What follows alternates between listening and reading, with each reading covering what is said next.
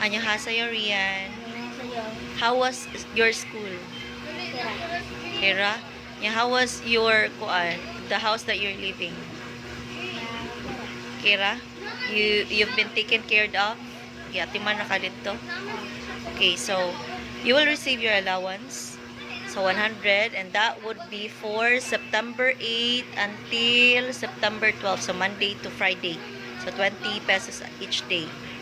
Then this is the records. And that is from Susumjin, Timdamin, Kansanida. Kamsamnida. Study hard, okay? Yeah, be a good girl always. Kamsamnida. You can go now.